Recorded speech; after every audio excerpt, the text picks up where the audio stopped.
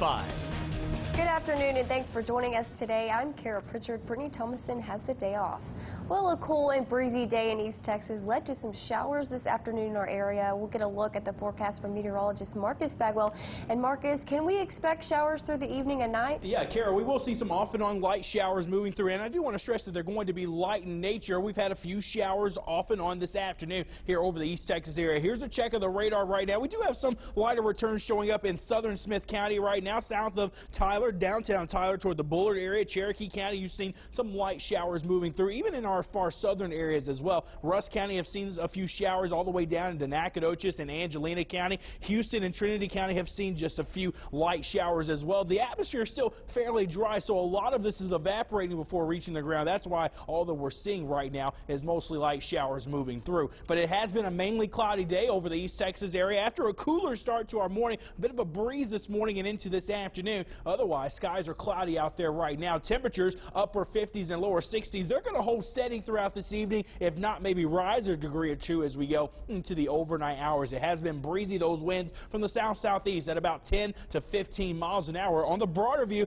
just have some of that light precipitation continuing to move through, but the upper disturbance is still back to the west, so it's still a few more showers are possible for tomorrow. 61, 10 o'clock tonight, 60 tomorrow morning. Many of us will be down into the upper 50s for tomorrow, though, by afternoon. Mostly cloudy skies with a few showers and an isolated thunderstorm in southern areas. Temperatures right around 70 degrees. We'll take a look at the more rain chances that are on the way for this week coming up in a couple of minutes. Kara? Thanks, Marcus. One person was taken to the hospital last night following a shooting near Longview. The reason? Road rage. The incident happened around 9 near Alpine Road. According to authorities, the driver of one vehicle failed to turn off its high beams for another. The driver of the vehicle without high beams began following the other and managed to stop them. He then got out and began arguing with the driver. He tried to open the driver's car door when he was shot. He was taken to the hospital and treated for non-life-threatening injuries. The driver of the other vehicle stayed at the scene and spoke with investigators. No arrests have been made. Trinity police are searching for a man seen running from officers during the middle of a traffic stop Friday night.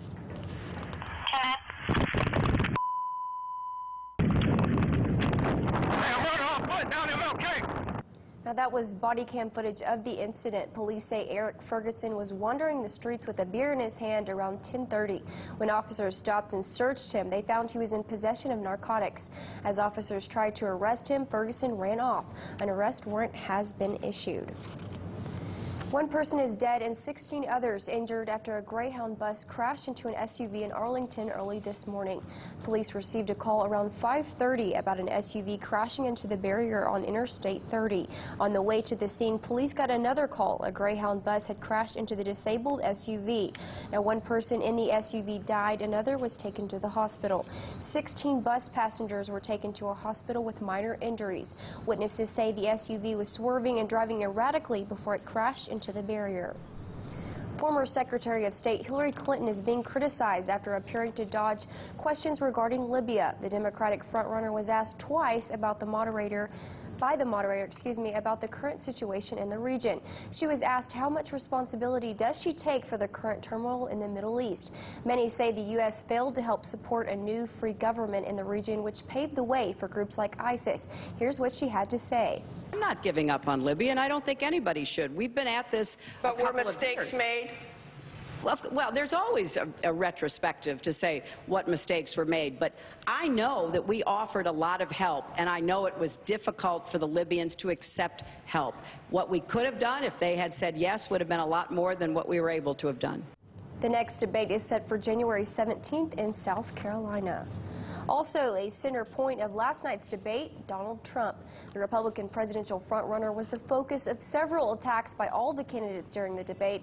In fact, the Washington Post shows he was mentioned 5 times by Clinton and 2 times by both Senator Bernie Sanders and Governor Martin O'Malley. The candidates went after Trump's remarks regarding race, physical disabilities, and Muslims. No other GOP candidate was targeted last night. However, President Obama's name was only mentioned twice. Meanwhile, candidate Ted Cruz is poking fun at the Democratic debate. The debate took place during what many consider a low viewing time for potential voters. Democratic candidates Sanders and O'Malley say it helps out the Clinton campaign more than it does their own. Senator Cruz jokingly said, quote, "It seems as if the DNC doesn't want people to see their presidential candidates."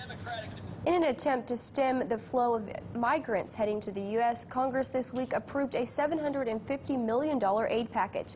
This in hopes to improve security and living conditions in Central America. Through an ad campaign, the U.S. is also urging people in the region not to risk the dangerous journey to the United States. But as NBC's Mark Potter reports, the number of people, many of them unaccompanied children, is on the rise in what some are calling the new normal. On patrol Friday night on a Texas road near the Rio Grande, U.S. Border Patrol agents come upon a group of about 40 young men, women, and children from El Salvador and Guatemala who just entered the United States illegally through Mexico. As the agents are processing these migrants, another Central American group walks right up to them. They, too, just crossed the Rio Grande on a smuggler's raft. On this road, earlier this week, agents find 3 children and 2 young mothers from Honduras, one of them pregnant. This woman, Lily, says she's fleeing violent Honduran street gangs to protect her daughters. The immigrant flow is nonstop. At a Catholic shelter in McAllen, about 100 new Central American migrants a day are given food and clothing after being released by the Border Patrol. Most seek asylum from the violence in Central America.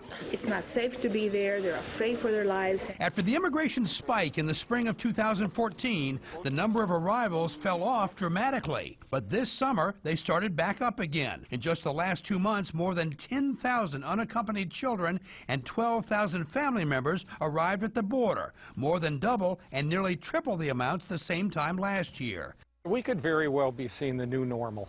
Gil Kurlikowski, the Commissioner of U.S. Customs and Border Protection, visited the Texas border with us this week and says the U.S. needs clearer rules on who can enter the country. The very first thing that's needed and the most important is comprehensive immigration reform that can only be passed by our Congress. Homeland Security officials insist the families and kids crossing the Rio Grande here are not a border security threat.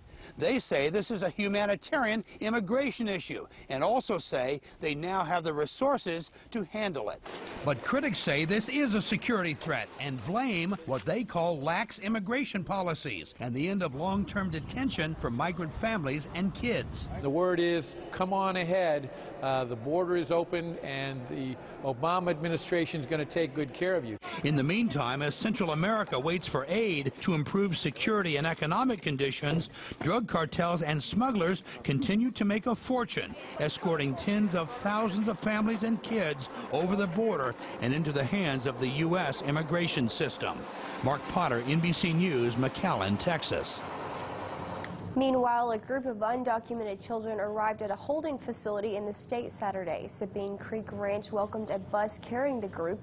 The children were recently taken into custody along the Texas-Mexico border.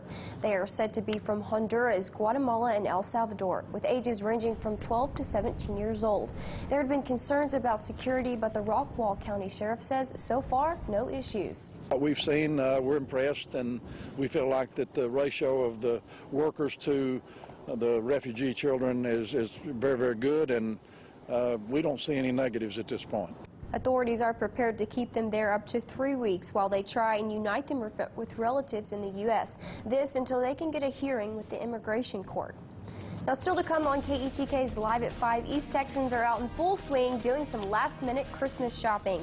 And later, the Cowboys fall hard to the New York Jets last night. Garrett breaks down their breakdown in sports. Stick around. You're watching KETK's Live at 5.